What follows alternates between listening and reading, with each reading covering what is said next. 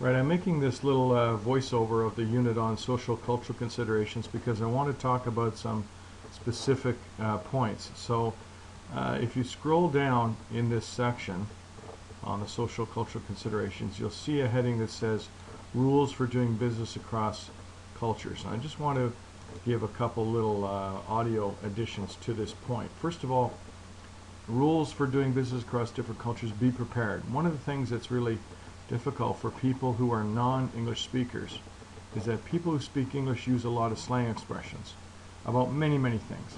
For example, one time I was talking to some Korean people and I used the phrase a piece of cake, and they're thumbing through the dictionary and they said to me, "What does pastry portion mean?" And I had to explain, well, a piece of cake is just something really easy. But because English is not a pure language and has parts of French and Latin, Italian, and German, and Scandinavian, Celtic languages, there's many slang expressions. So if you are doing business with people in another culture, you have to watch the slang expressions. Speed. One of the things that Canadians are particularly guilty of is speaking English too quickly. We say things like hot enough for you, meaning hot enough for you, or cold enough for you. How's it going, eh? These type of things are easy for native speakers of English to understand in Canada, but you have to slow down.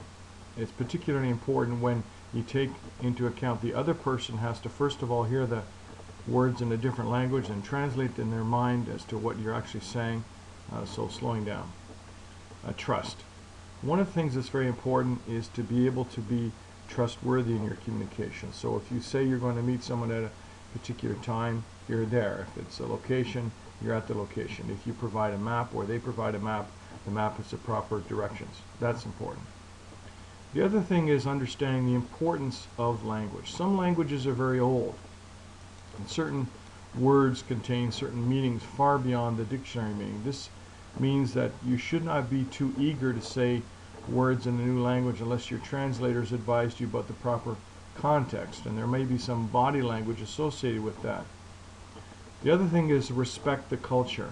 One of the things that North Americans tend to do is try to be overly familiar, and I noticed that North American university and college students will be quite eager to call their professor by their first name, whereas students whose backgrounds are from Asia will very easily say Professor so-and-so. Sometimes this is kind of disconcerting to people in European, Latin American, and Asian cultures, so you should have respect for the ranking and title in conversation with people in those areas.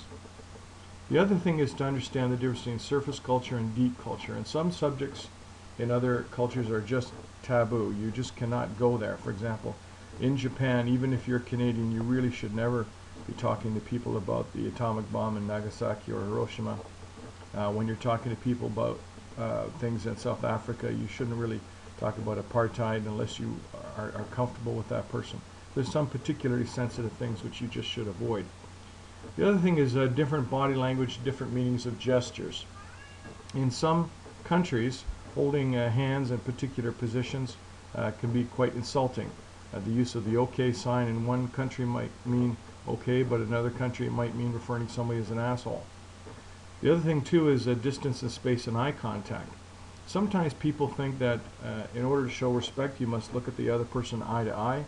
But in some cultures, if the other person is older, then you kind of drop your gaze and it's considered polite to not look direct.